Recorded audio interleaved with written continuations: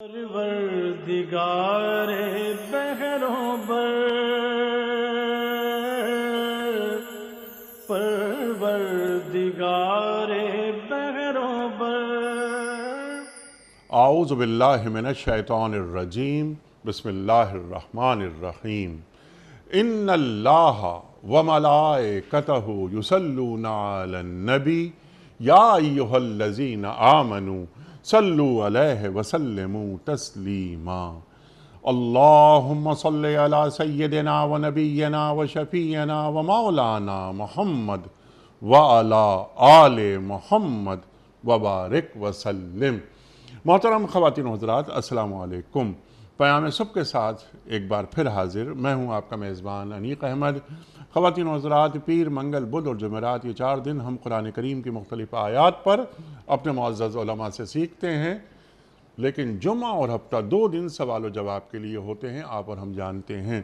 ان 2 دنوں میں ہم کیا کرتے ہیں کہ آپ کی جانب سے آئے ہوئے سوالات اپنے عہد کے ایک جید مفتی صاحب کی خدمت میں پیش کرتے ہیں اور ان سے حاصل کرتے ہیں اپنے لیے قرآن و سنت کی روشنی میں رہنمائی۔ ہمارے معزز مفتی صاحبان تشریف لاتے ہیں اور ہماری علمی کمی کو دور فرما دیتے ہیں۔ کچھ سوالات ہم ریکارڈ کرتے ہیں یہاں پاکستان کے کچھ شہروں میں کھڑے ہو کر، ویڈیو کوئسچنز، وہ سوالات بھی ہم رکھتے ہیں مفتی صاحب کی خدمت میں۔ آج کے ہمارے معزز مہمان محترم مفتی محمد نجیب صاحب۔ خواتین حضرات، مفتی محمد نجیب صاحب ایک جانا مانا نام، ایک معروف اور مقبول نام ہمارے ملک کا، سب آپ سے واقف۔ پاکستان میں پڑھا، پاکستان کے باہر پڑھا، فارغ التحصیل ہیں آپ دارالعلوم کراچی سے۔ مفتی محمد نجیب صاحب کو خوش آمدید کہتے ہوئے پروگرام کا آغاز اللہ تعالیٰ کے بابرکت نام سے سورہ فیل کی تلاوت سے آج کے پروگرام کا آغاز کرتے ہیں۔ اعوذ باللہ من الشیطان الرجیم، بسم اللہ الرحمن الرحیم۔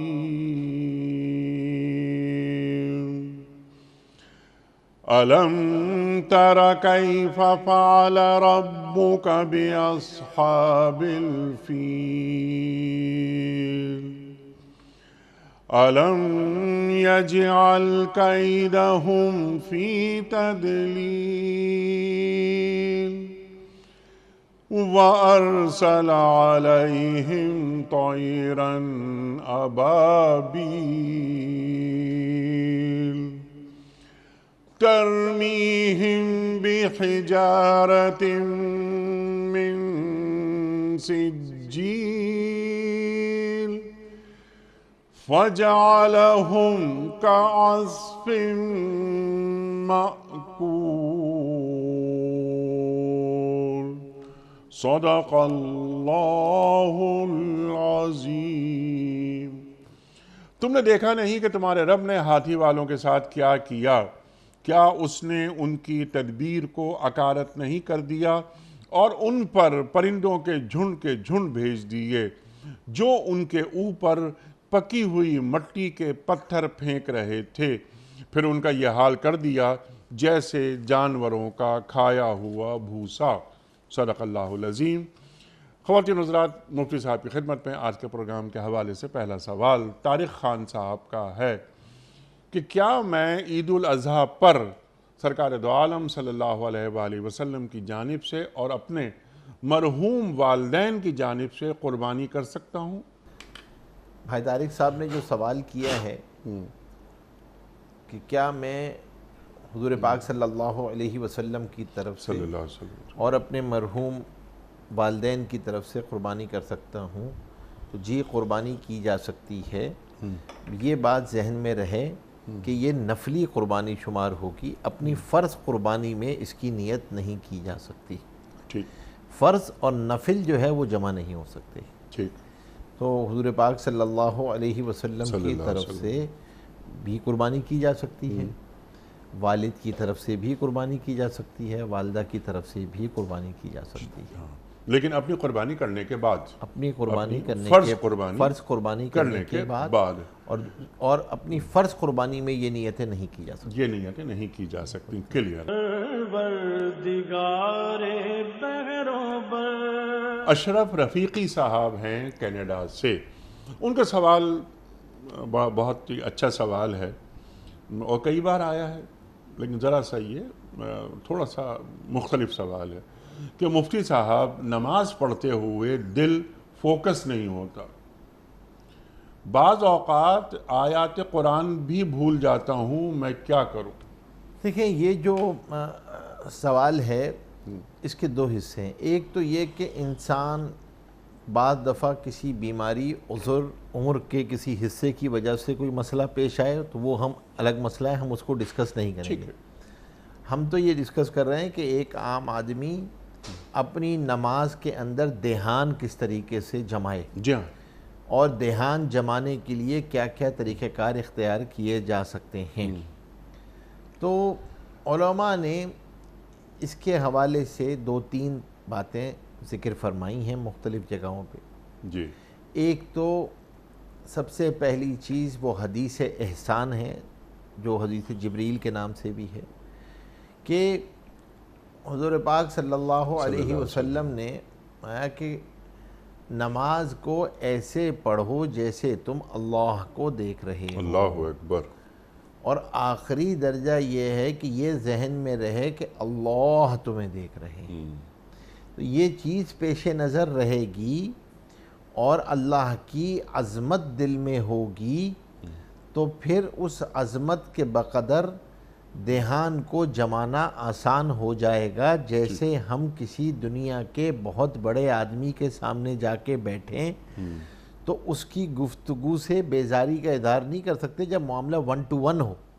وہ آپ سے گفتگو کر رہا ہو تو آپ دھیان جما کے گفتگو سنتے ہیں، آپ ہی کے بارے میں گفتگو ہو رہی ہو، یا آپ نے اپنی درخواست اس کو پیش کی ہے جس کا جواب اس نے دینا ہے تو آپ دھیان جما رہے ہوتے ہیں.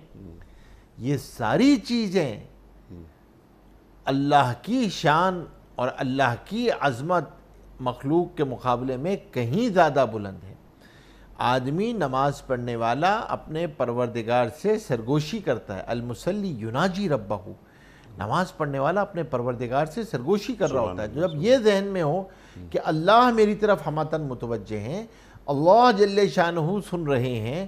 میں نے کہا جب میں نے یہ درخواست پیش کی سورہ فاتحہ کی صورت میں تو اللہ تبارک و تعالی اس درخواست کو سن رہے ہیں، اللہ تبارک و تعالی جواب دے رہے ہیں. تو ایک تو یہ بات ذہن میں رہنی چاہیے کہ میں، اور کم از کم درجہ یہ کہ بھائی اللہ مجھے دیکھ رہے ہیں. میرے استاد مجھ سے کہیں، آپ مجھ سے کہیں، استاد کہے کہ بھئی آپ سورہ فاتحہ سنا دیں تو میں کس دھیان سے اور جو بھی حسن قرات ہو سکتی ہے اس اعتبار سے پڑھ کر ان کو سناؤں گا کہ وہ سن رہے ہیں. جی. اور استاد براہ راست سن، تو یہاں تو اللہ جل شانہ سن رہے ہیں، اللہ دیکھ رہے ہیں کہ میرا بندہ میرے سامنے کھڑا ہوا ہے، یہ درخواست پیش کر رہا ہے. تو ایک تو یہ ذہن.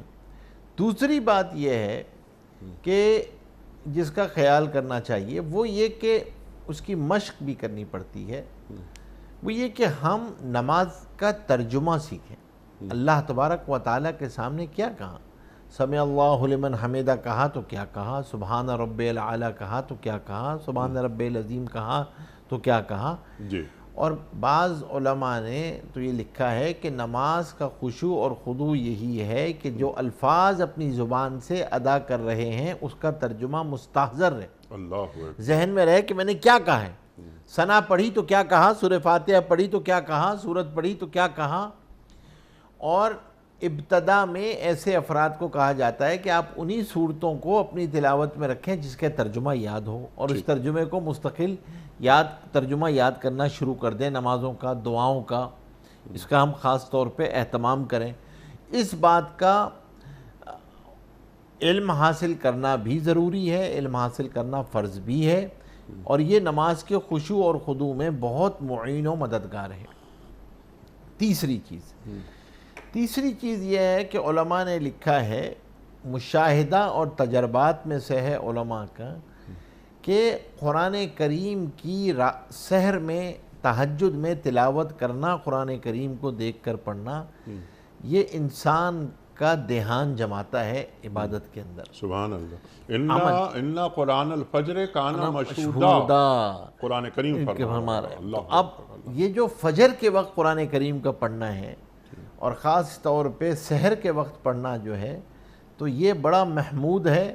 اور تہجد کے وقت اس وقت قرآن کریم کا پڑھنا کئی اعتبار سے فائدہ مند ہے. علماء نے جہاں فوائد لکھے ہیں اس میں ایک فائدہ یہ بھی لکھا ہے کہ نماز میں خشوع اور خضوع نصیب ہوتا ہے، جو آدمی دیکھ کر اس وقت قرآن پڑھ رہا ہوتا ہے.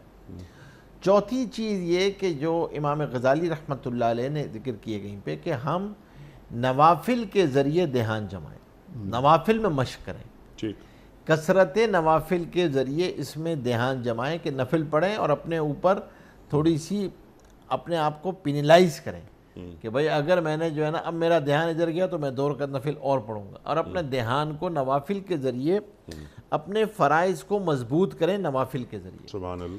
تو نوافل کا اہتمام کرنا، نفل کے اندر جو ہے وہ دھیان جما کے پڑھنا.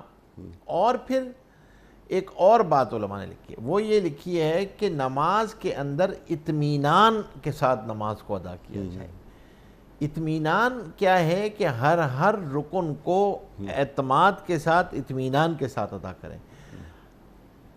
اور یہ جو دعائیں ہیں مختلف ارکان کی، ان دعاؤں کا اہتمام کریں. سجدے کی دعا، رکوع کی دعا، قومے کی دعا، جلسے کی دعا، ان دعاؤں کا اہتمام. اور ان دعاؤں کے اہتمام سے نماز میں خشوع ملتا ہے. مثال کے طور پہ رکوع کیا تو سبحان ربی العظیم 3 مرتبہ پڑھنا تو اقل قلیل ہے نا، لیکن 3 مرتبہ یہ تو نہیں ہے کہ بچپن سے لے کے 55 تک 3 مرتبہ ہی پڑھتے چلے گئے. تو بھائی رکوع کی دعا یاد کرے، 3 5 7 9 استعداد کو بڑھا دے، آہستہ آہستہ پڑھے.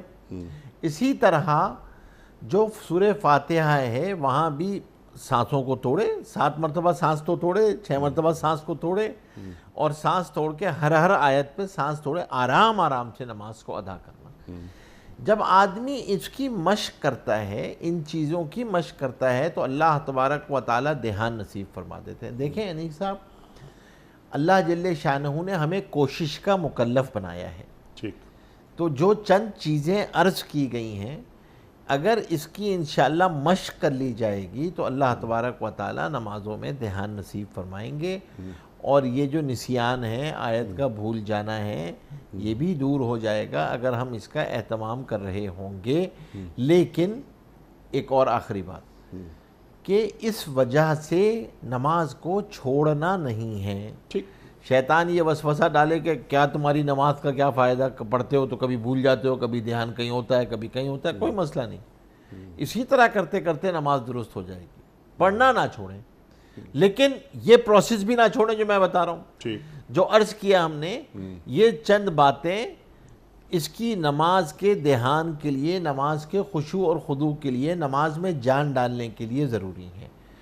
تو ہم اس بات کا خاص طور پہ اہتمام کر لیں تو اللہ جل شانہ کی ذات عالی سے امید ہے اللہ تبارک و تعالی نماز میں دھیان نصیب فرمائے. سبحان اللہ، سبحان اللہ. اور سب سے جو اہم بات وہ حدیث جبریل کے حوالے سے جو آپ نے بات فرمائی تھی کہ نماز پڑھتے ہوئے کہ تم اللہ کو دیکھ رہے ہو، اور اگر یہ نہیں محسوس ہو رہا تو یہ یقین رکھو کہ اللہ تمہیں دیکھ رہا ہے. تو اس سے ایک چیز یہ کہ خشیت خداوندی بھی پیدا ہو جاتی ہے.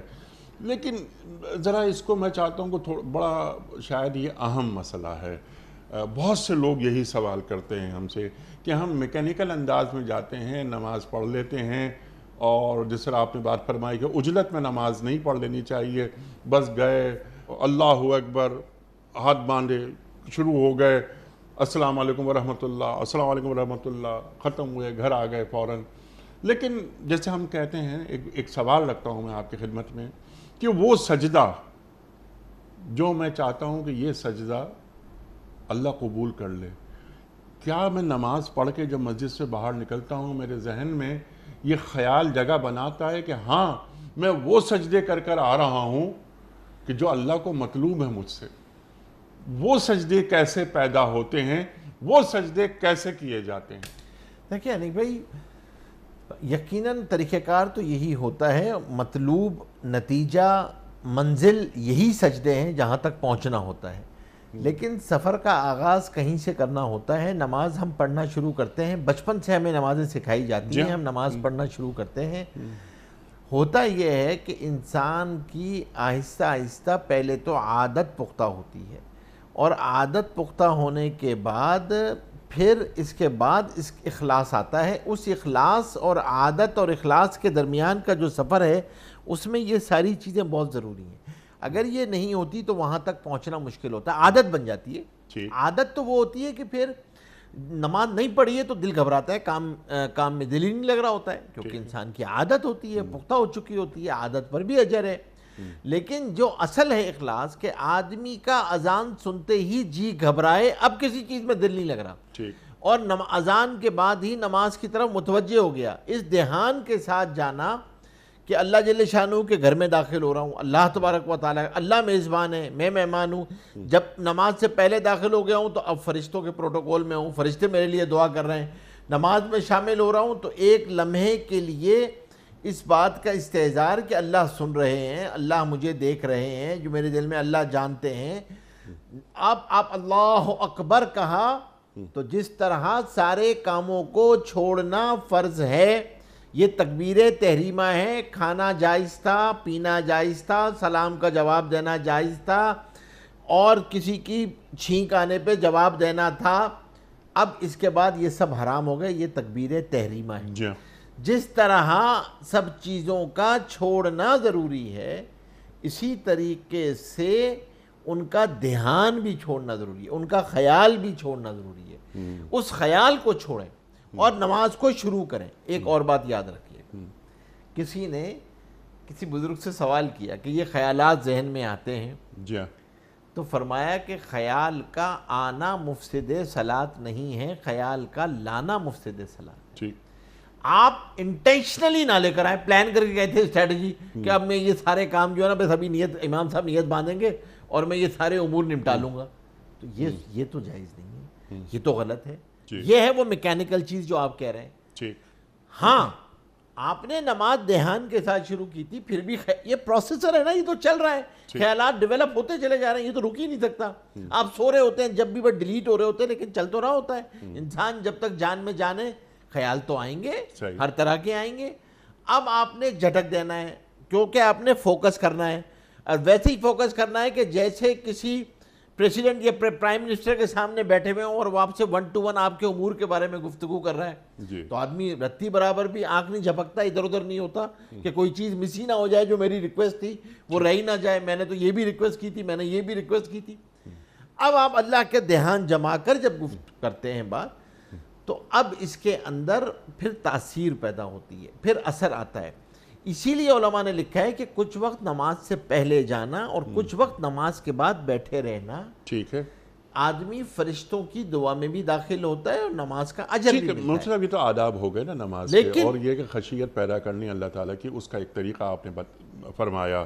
میرا سوال صرف یہ تھا، میں اس کو ذرا سا اس کو ریپیٹ کر لوں یا اس کو ری ایمفیسائز کروں، کہ میں جب سجدہ کر رہا ہوں تو مجھے کیسے معلوم ہو کہ یہ سجدہ وہی سجدہ ہے جو اللہ کو مطلوب ہے؟ اللہ تعالیٰ فرما رہا ہے قرآن کریم میں کہ سجدہ کرو اور میرے قریب آ جاؤ۔ جب میں سجدہ کر رہا ہوں تو اگر میں اپنے دل میں یہ خیال لے آؤں کہ یہ سجدہ میں دراصل اللہ تعالیٰ کے قدموں میں کر رہا ہوں، صحیح ہے، تو اس سے ایک خشیت پیدا ہوتی کہ اے اللہ، میں نے اسے ٹوٹل سبمیشن کی جو ہم بات کرتے ہیں، سجدہ کر کے تو ہم پورے کا پورا اپنے آپ کو اللہ کے حوالے کر دیتے ہیں۔ ارشاد۔ سب سے بڑی صفت انسان کی تواضع کی، اس سے بڑی کوئی شکل صورتاً ہوتی ہی نہیں ہے جو سجدے کی صورت میں ہوتی ہے۔ آپ نے جو بات فرمائی وہ بہت اچھی، کہ اصل بات یہ ہے کہ جب آدمی سجدہ کر رہا ہو تو دھیان یہ ہو کہ اللہ کے قدموں میں سجدہ کر رہا ہوں، جیسے حدیث ہے، اور اس وقت میرے تمام اعضاء سجدہ کر رہے ہیں، دل بھی اللہ کے سامنے سجدہ ریز ہے، زبان، آنکھیں، دل، دماغ سب اللہ کے سامنے سجدہ ریز ہے کہ یا اللہ تیرے حکم کے آگے ہم سربت سجود ہیں، ہر وقت ٹوٹل سبمیشن ہے۔ عبدیت کی شکل سجدے میں جو عبدیت کی اعلیٰ شکل ہے اس سے زیادہ اعلیٰ شکل کوئی بھی نہیں ہے. اللہ اکبر.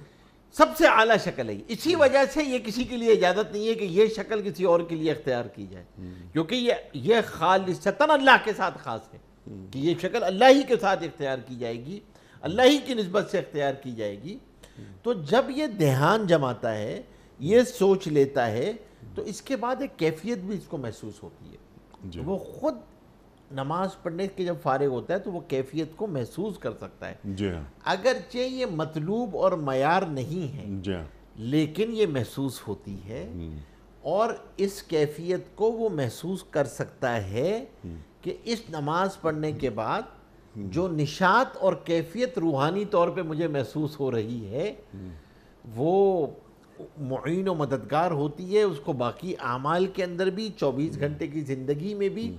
اور سب سے زیادہ نشاط اور کیفیت حاصل کرنے کا وقت تہجد ہے, یہ سحر کا وقت ہے. سبحان اللہ. اسی لیے یعنی ویسے تو مسلمانوں میں تو شاذ و نادر ہی آپ کو کوئی ملے گا, دنیا میں بھی کامیاب ترین لوگ جو بھی ملیں گے آپ کو وہ سب کے سب جو ہے وہ صبح اٹھنے والے ہیں, سب کے سب سحر خیز ملیں گے, سب سحر خیز ملیں گے.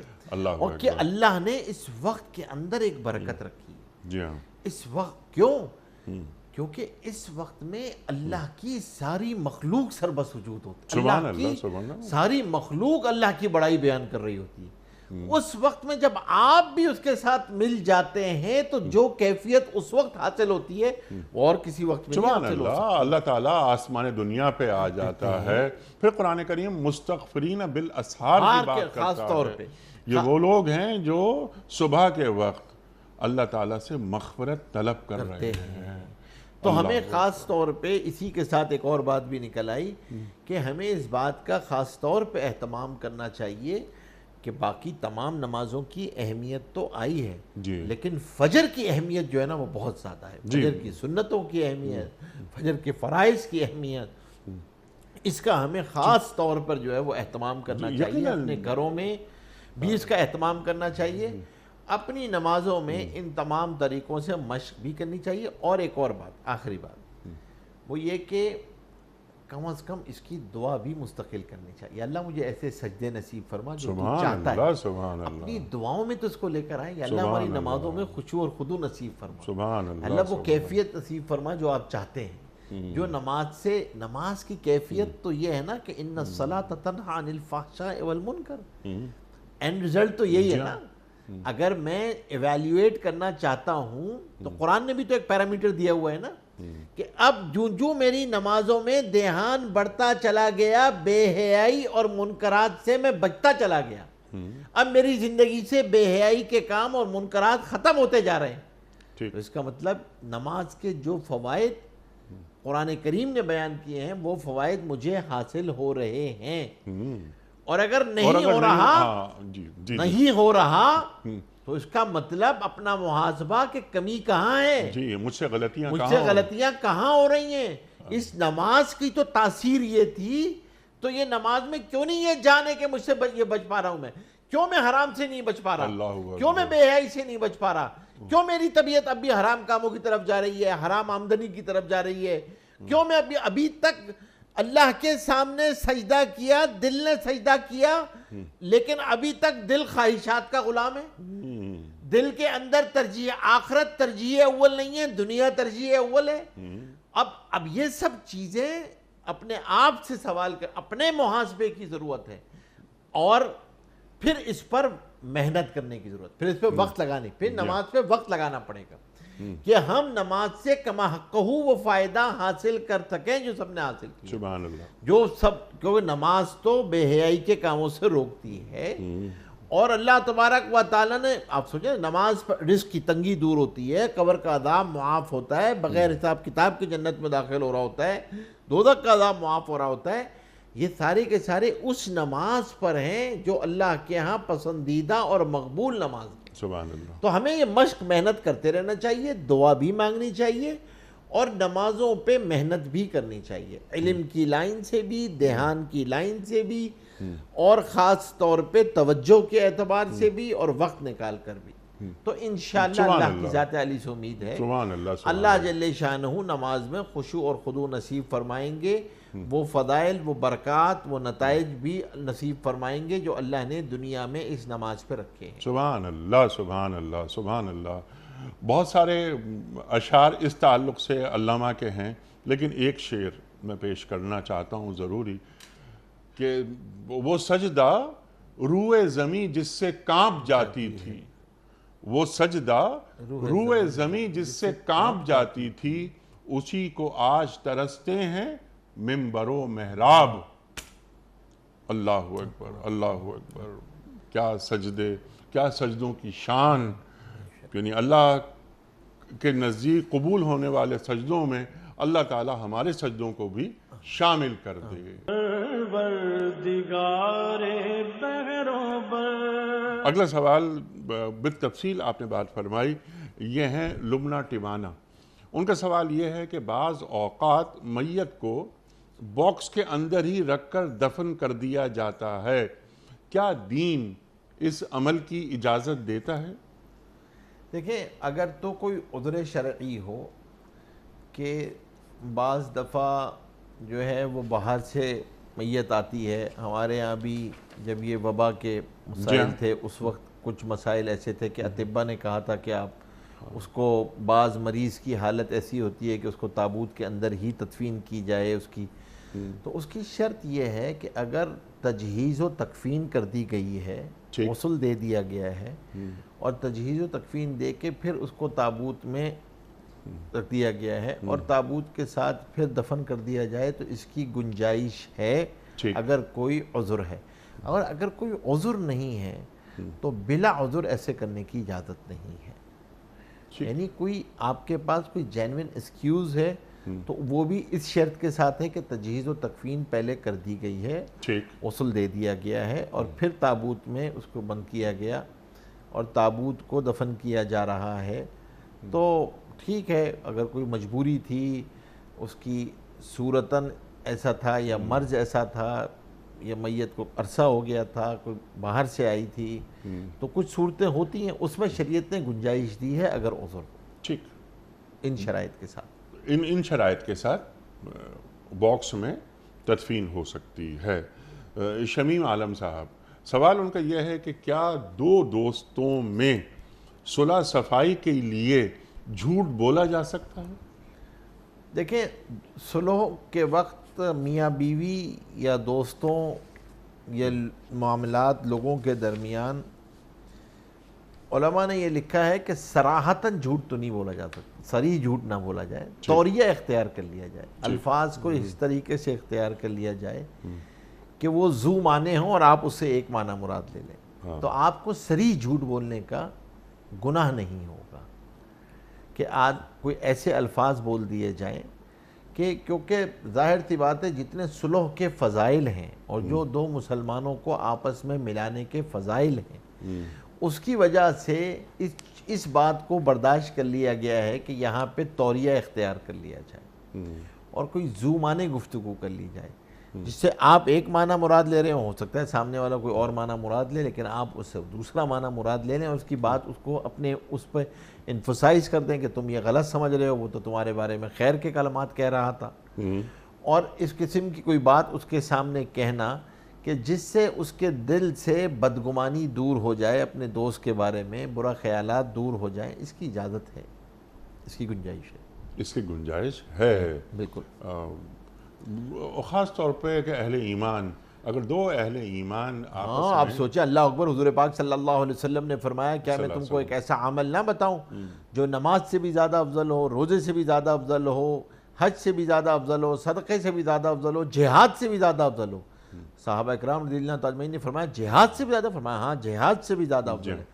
وہ کیا فرمایا؟ دو مسلمانوں کے درمیان صلح کرا دینا، سبحان اللہ سبحان اللہ، دو مسلمانوں کے درمیان صلح کرا دینا، تو یہ تو بہت بڑی بات ہے، دو مسلمانوں کے درمیان صلح کرا دینا، اور دو آپس میں دل پھٹ جائیں، خدا نہ خواستہ اختلاف ہو تو یہ تو حالقہ ہے، حلق، اور فرمایا کہ اس سے انسان کی نیکیاں ختم ہو جاتی ہیں، آپس میں اللہ کی مدد ختم ہو جاتی ہے، تو ہمیں خاص طور پہ زندگی صلح کن گزارنی چاہیے. ایسے ہو رویے ہمارے الفاظ جو جوڑنے کا باعث بنے, توڑنے کا باعث نہ بنے. الفاظ میں, رویوں میں اس بات کا خیال ضرور رکھنا چاہیے. ہمارے ہاں بعض دفعہ اسے ہم دین نہیں سمجھتے.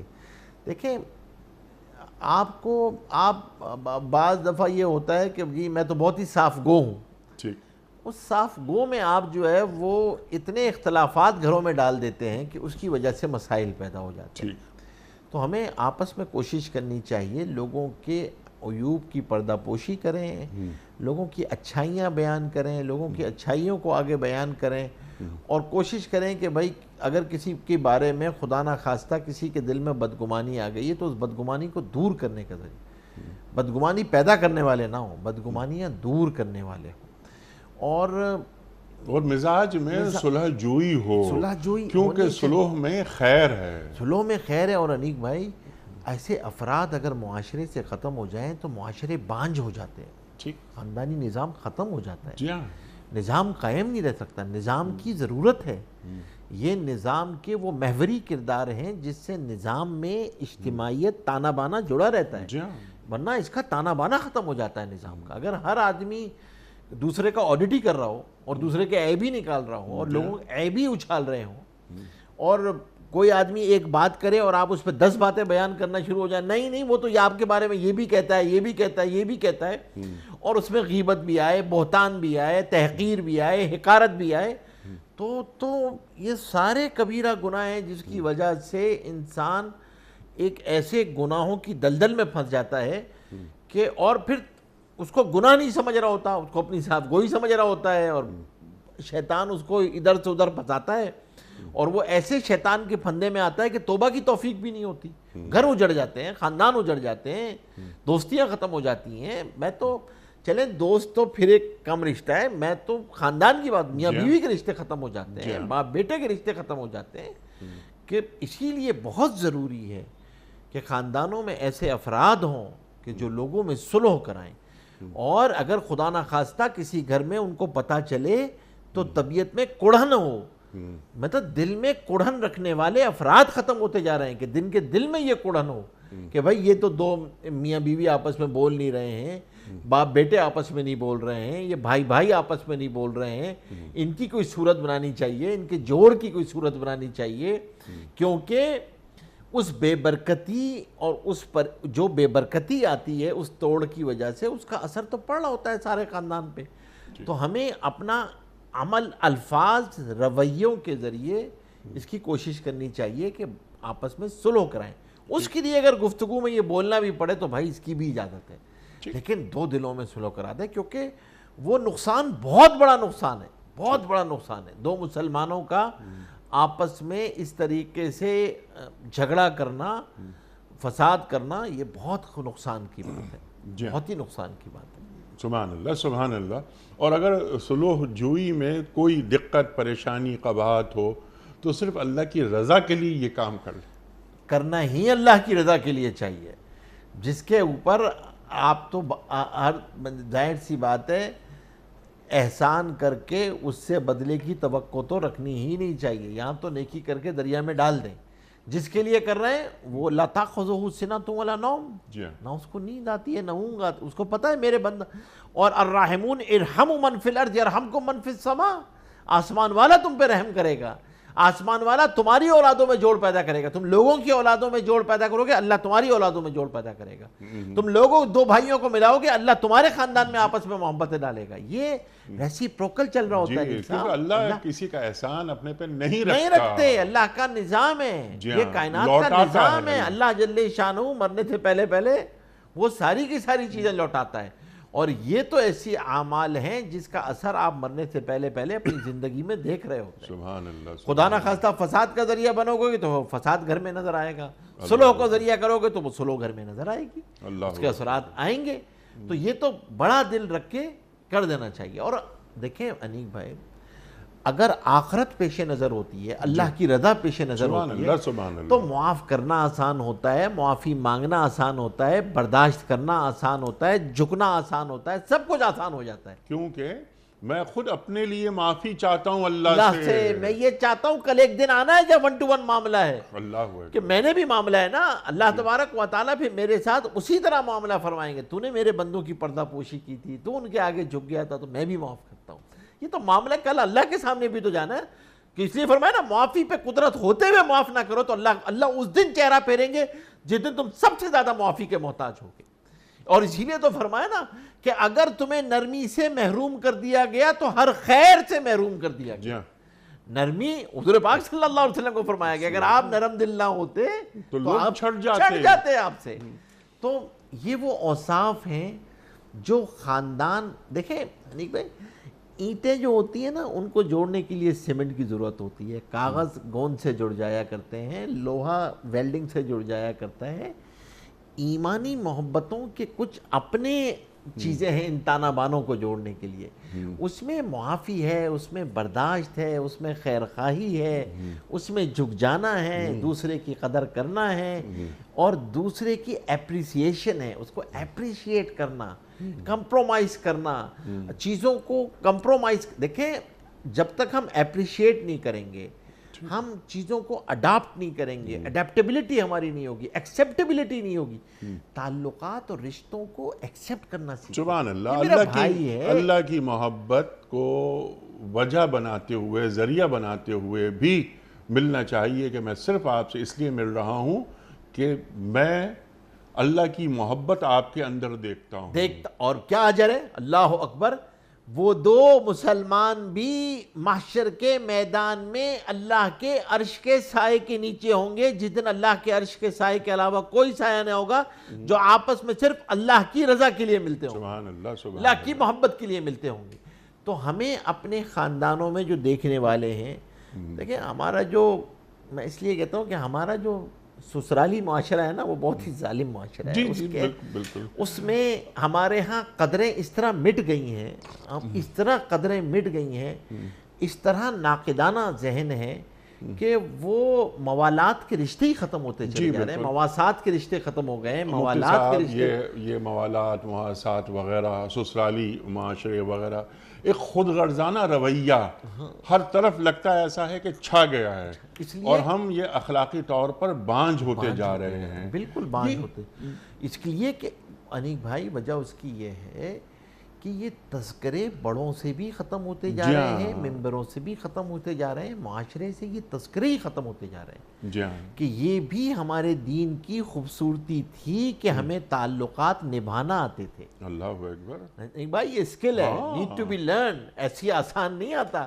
آپ کو اپنے رویوں کے ذریعے اپنی اولاد کو آپ سکھاتے ہیں کہ تعلقات کیسے نبھائے جاتے ہیں, اور اس میں ایثار کا کتنا بڑا کردار ہوتا ہے. دو چیزیں, تواضع اور ایثار کے بغیر تعلقات نہیں نبھا سکتے آپ. یہ وہ بنیادی عناصر ہیں جس سے گھر جڑتے ہیں, دل جڑتے ہیں. اور اگر آپ اس کو نکال دیں کہ نہیں میری بات چلے گی, مائی لائف مائی اسٹائل, تو اس سے نہیں ہوتا. اور جب تک آدمی اپنے مزاج کو نہیں مٹاتا, اپنے مزاج کو آدمی جب تک قربان نہیں کرتا, اپنے حقوق, بھائی میں دوسروں کے حق ادا کرنے والا ہوں, مجھے ملے نہ ملے, اپنے مزاج کی قربانی نہیں دیتا, دوسروں کے لیے راحت کا سامان نہیں بنتا. جی بالکل, خود کو مائنس کرنا پڑتا ہے, خود کو مائنس کر کے اپنے دوست کو پلس کر دیا جائے, تو پھر وہ دلوں میں محبتیں بہت زیادہ ہو جاتی ہیں. ایثار, تواضع کی آپ نے بات فرمائی, سبحان اللہ, سبحان اللہ. یہ رشتوں کے قیام میں, رشتوں کی مضبوطی میں بنیادی کردار ادا کرتے ہیں. مفتی صاحب بہت ساری گفتگو مزید ہو سکتی ہے, لیکن میں چاہتا ہوں کہ پروگرام ختم ہونے سے پہلے کم از کم 2-3 سوالات ویڈیو کوئسچنز آپ کی خدمت پہ رکھوں. پہلا سوال مفتی صاحب کی خدمت میں. السلام علیکم مفتی صاحب, میرا سوال آپ سے یہ ہے کہ بچوں کو کیسی تعلیم دلوائی جائے کہ وہ دین و دنیا دونوں میں کامیاب ہو جائیں. شکریہ. ماشاءاللہ, ایک طالب علم نے سوال کیا ہے. جی کتنا اچھا سوال ہے, بہت اچھا سوال, بلکہ آپ سے قریب تر ہے, اور بلکہ یہ کام تو آپ کر رہے ہیں.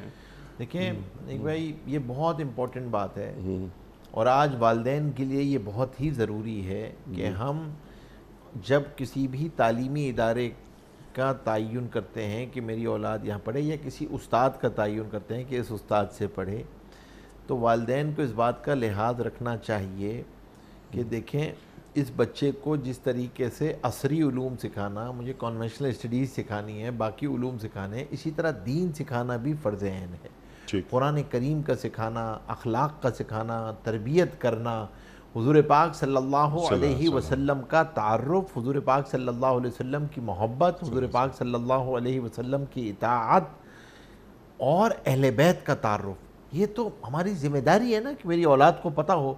اور جب اولاد کے سامنے میں اس بات کو بیان کروں گا تو اسے پتہ چلے گا، وہ اپنے استاد سے سنے گا تو اسے پتہ چلے گا۔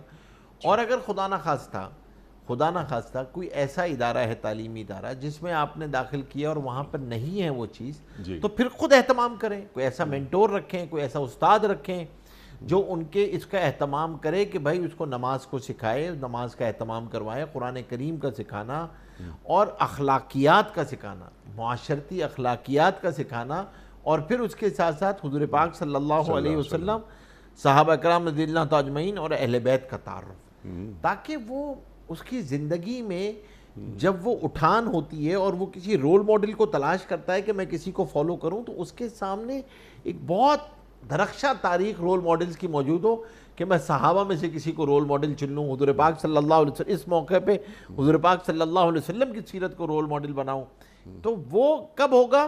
جب اس کے سامنے، اور اگر ہم نہیں پیش کریں گے تو وہ کسی کارٹونک کیریکٹر کو رول ماڈل بناتا ہے، وہ کسی کارٹونک کیریکٹر کے پاس جاتا ہے۔ لیکن یہ سب چیزیں سب سے پہلے شروع ہوتی ہیں ماں کی گود سے، سب سے پہلے شروع ہوتی ہیں گھر سے، سب سے پہلے شروع ہوتی ہیں ماں باپ سے، کیونکہ بچہ فطرت پہ پیدا ہوتا ہے، ماں باپ اس کو یہودی یا عیسائی بناتے ہیں۔ تو ایک تعلیمی ادارہ کا انتخاب اس طرح ہو، استاد کا انتخاب اس طرح ہو، الحمدللہ ہر جگہ دنیا میں بھی موجود ہوتے ہیں۔ تو ہم کسی کاسٹ کی وجہ سے، کسی کی وجہ سے صرف اور صرف چند دنیاوی فائدے اور ترجیحات کی وجہ سے کہ فلاں جگہ پہ انگریزی زبان اچھی بولی جاتی ہے، انگریزی زبان اچھی پڑھائی جاتی ہے، فلاں مضمون، اور اس کی وجہ سے اس کو ترجیح دیں اور دین کو کمپرومائز کر دیں، تو یہ خطرناک بات ہے۔ اور اس بچے کا بالکل دردمندانہ سوال ہے، بالکل، کہ تعلیم اور تربیت ماں باپ کی ذمہ داری ہے۔ ماں باپ کو کوشش کرنی چاہیے تعلیمی ادارے اور اساتذہ کے انتخاب میں کہ وہ بچے کی اس بات کا لحاظ رکھیں کہ بھائی وہ دین اور دنیا دونوں کو حاصل کر سکے، کم از کم فرض عین درجے کا علم تو وہ حاصل کر لے، جس سے اسے حلال حرام کی پہچان ہو جائے، اسے یہ پتہ چل جائے کہ کون سی وہ چیزیں ہیں جو معروفات ہیں اور کون سے منکرات ہیں۔ معروفات اور منکرات کا تعارف ہو جائے، قرآن کریم سے تعلق پیدا ہو جائے، قرآن سے تعلق پیدا ہو جائے، یہ آپ نے اگر اس کی سرشت میں، بنیاد میں ڈال دیا تو پھر انشاءاللہ ماں باپ کا کام ہو گیا۔ ٹھیک ہے، اور اس کے اندر تمام عمر یہ بات موجود رہے گی وہ کبھی نہیں کہ یہ منکرات ہیں، یہ معروفات ہیں، اونچ نیچ آ سکتی ہے، یہ خیر ہے، یہ شر ہے، یہ حق ہے، یہ باطل ہے، نیکی بدی، یہ سب واضح ہو جاتی ہے۔ اور اعلیٰ سے اعلیٰ تعلیم حاصل کرنی چاہیے۔ جو چاہے، یعنی آئی ٹی ایکسپرٹ بننا ہے جائیں، بنے، ڈاکٹر بننا ہے بنے، انجینئر بننا ہے بنے، لیکن اللہ نے ہمیں کیوں پیدا کیا؟ حضور پاک صلی اللہ علیہ وسلم کے امتی ہونے کے ناطے سب کچھ کرنا ہے۔ جی، اور میرا امت نافع ہو جائے، میرے امت کو فائدہ پہنچے مجھ سے، میرے علوم سے امت کو کس طرح فائدہ؟ سبحان اللہ، سبحان اللہ، یہ نافیت اس کے اندر ڈال ان علوم کو میں دین کا خادم کیسے بنا سکتا ہوں، اور میرا اللہ اور اللہ کے رسول صلی اللہ علیہ وآلہ وسلم سے کیا رشتہ ہے، اور یہ چیز پیدا ہو جائے تو آپ اللہ اکبر، تو اب آپ کوئی بھی علم حاصل کر رہے ہو، آپ اس علم کو دین کا خادم بنا لیں گے۔ سبحان اللہ۔ اصل بات تو کوئی آئی ٹی، آپ چاہے وہ آئی ٹی ایکسپرٹ ہوں، چاہے آپ جو ہے وہ میڈیکل ڈاکٹر ہوں، آپ انجینئر ہوں، آپ فلاسفر ہوں، ہر جگہ سے دین کی خدمت کی جا سکتی ہے اس نیت سے، اگر علم کو حاصل کیا جائے اور ان بنیادوں پہ بچوں کی اٹھان کی جائے۔ سبحان اللہ، سبحان اللہ، سبحان اللہ، سبحان اللہ۔ علامہ اقبال پھر یاد آتے ہیں، وہ فرماتے ہیں کہ ہر مسلمان کے لیے ضروری ہے کہ وہ تمام علوم کو مسلمان کرے، بالکل۔ تو علوم کو مسلمان کرنا ہے، علوم سے اللہ کو باہر نہیں نکالنا، بس یہی تزکیہ۔ تو یہ تزکیہ کب کر سکے گا آدمی؟ جب علوم کی، نالج کی جو تزکیہ ہے، اس کی اسکریننگ آدمی اس وقت کرتا ہے کہ جب اس علوم کا ماہر ہوتا ہے، سبحان اللہ، اور اس سبحان کو اللہ، دین بھی پتہ ہے، اس علم کا ماہر، اب اس کے اندر سے جو خرافات ہیں وہ آسانی سے وہ اسکرین آؤٹ کر سکتا ہے۔ سبحان اللہ، سبحان اللہ، کیونکہ اس کی تربیت ہو چکی ہے۔ کم از کم ایک سوال اور رکھتے ہیں آپ کی خدمت میں، مفتی صاحب کی خدمت میں اگلا سوال۔ پروردگار بہروں بر۔ مفتی صاحب میرا آپ سے سوال یہ ہے کہ کوئی شخص کسی کو زکوٰۃ دیتا رہا، بعد میں وہ پتہ چلا کہ وہ زکوٰۃ کا مستحق نہیں ہے، تو اس صورت میں کیا کیا جائے؟ پروردگار بہروں بر۔ اگر تو تحقیق کر کے دی تھی، تحقیق کی تھی، اس نے اپنے تئیں جو بھی کچھ کیا، اس سے یہ پتہ چلا کہ یہ مستحق ہے اور دے دی، ٹھیک، تو پھر تو زکوٰۃ ادا ہو گئی۔ ٹھیک ہے، لیکن تحری نہیں کی تھی، ویسے ہی کوئی آیا اور اس نے مانگا اور انہوں نے زکوٰۃ کی طرف سے دے دی، اس کو بھی نہیں بتایا کہ میں زکوٰۃ کے پیسے دے رہا ہوں، تحقیق بھی نہیں کی، تحری بھی نہیں کی، تو اور بعد میں جا کے پتہ چلا کہ یہ تو مستحق نہیں تھا، ٹھیک، تو پھر اب زکوٰۃ ادا کرنی ہوگی، زکوٰۃ ادا نہیں ہوئی، کہ جو آپ کے کرنے کا کام تھا وہ آپ نے نہیں کیا۔ ٹھیک، ایک بات سمجھ لینی چاہیے، جس طرح زکوٰۃ ادا کرنا فرض ہے، مستحق کو تلاش کرنا بھی فرض ہے۔ ٹھیک، ہم کم از کم تحری تو کریں نا، کوئی آدمی تھوڑی بہت کوئی کچھ سوال جواب تو کرے نا، پوچھے تو، اور جہاں پر معلوم ہے وہاں پر آپ کو کوئی مسئلہ نہیں ہے، وہاں پر آپ ادا کر دیں، وہاں تو بتانا بھی ضروری نہیں ہے جی ہاں، کہ آپ جو ہے وہ اس کو کوئی رشتہ دار ہے، آپ کو پتہ ہے مستحق ہے، سفید پوش ہے، تو حکم بھی یہی ہے کہ بھائی نہ بتاؤ، اس کی عزت نفس کو مجروح نہ کرو۔ سبحان اللہ، تو آپ، کیونکہ ہمارے ہاں اس بات کا بعض دفعہ خیال نہیں رکھا جاتا، دونوں ہمارے یہاں افراد تفریط ہے دونوں طرف۔ انیق صاحب ویسی سوال آ گیا تو میرے ذہن میں ایک بات آ گئی، ایک افراد تفریط یہ بھی ہے کہ دیکھیں مستحق کے لیے زکوٰۃ کی رقم حلال ہے، پاک ہے، صاف ہے، اس کے لیے بالکل جائز ہے۔ ٹھیک، ہم بعض دفعہ مستحق ہوتا ہے، اس کے باوجود وہ زکوٰۃ نہیں دے رہا ہوتا، وہ سمجھتا ہے یہ کوئی بالکل ہی میل ہے، میرے لیے ناجائز ہے۔ نہیں، اس کے لیے جائز ہے، اللہ نے اس کے لیے اللہ نے جائز رکھی ہے، تو اگر وہ ہے تو اس کو بتا دینا چاہیے کہ ہاں مجھے چاہیے، اور اگر وہ مستحق نہیں ہے تب بھی اسے بتا دینا چاہیے، جیسا بات کہ واضح سوال کر دیں آیا۔ سوال میں کہ بھائی یہ میرے لیے جو ہے وہ نہیں ہے جائز، کیونکہ آپ کی زکوٰۃ بھی ادا نہیں ہوگی اور میرے لیے بھی یہ لینا جائز نہیں جی ہے، ہاں، میرے لیے بھی یہ لینا تو جائز یہ آپ نہیں نے بہت اچھی بات فرمائی کہ تحقیق کر لے آدمی، آدمی کو تحقیق کہ کرنا انجانے آدمی پہ ضروری ہے۔ انجانے آدمی پہ، ہاں، یا تو یقین ہو کہ ہاں یہ آپ کو آدمی یقین مستحق ہے تو کوئی مسئلہ نہیں، انجانا ہے تو آپ تحقیق کر لیں، آپ کسی ادارے میں جائیں تو ضرور بتائیں کہ یہ زکوٰۃ ہے، تاکہ وہ صحیح جگہ پہ زکوٰۃ کی جگہ پر اس کو خرچ کر سکیں۔ بالکل ٹھیک ہے مفتی صاحب، میں آپ کا بڑا ممنون، بڑا شکر گزار، آپ تشریف لائے۔ خواتین و حضرات، جمعہ ہفتہ 2 دن سوال و جواب کے لیے ہوتے ہیں، وجہ اس کی یہ ہے کہ کنفیوژنز، ابہام ہمارے ذہنوں میں نہ رہیں، خاص طور پر ہمارے نوجوانوں کے ذہنوں میں کوئی بھی ایسی گتھی نہ رہے کہ جو الجھی رہے۔ ہمارے معزز مفتی صاحبان تشریف لاتے ہیں اور قرآن و سنت کی روشنی میں ہماری تعلیم کرتے ہیں، ابہام ہمارے ذہنوں سے نکال دیتے ہیں۔ ہمارا دین مکمل ہے، ہمارے دین کے پاس انفس و آفاق کے ہر مسئلے کا حل موجود ہے، کوئی ایک مسئلہ بھی ایسا نہیں کہ جس کا حل ہمارا دین عطا نہ کرتا ہو۔ ایک بار پھر شکر گزار مفتی نجیب صاحب آپ کا، وقت مکمل ہوا۔ آپ اور ہم جانتے ہیں کہ پیام صبح کا اختتام ہوتا ہے روزانہ ایک قول پر، اور وہ قول ہوتا ہے صاحب نہج البلاغہ امیر المومنین حضرت علی مرتضیٰ کرم اللہ وجہہ کا۔ آپ فرماتے ہیں کہ عقل مند اپنے عمل پر اعتماد کرتا ہے اور جاہل اپنی امید پر۔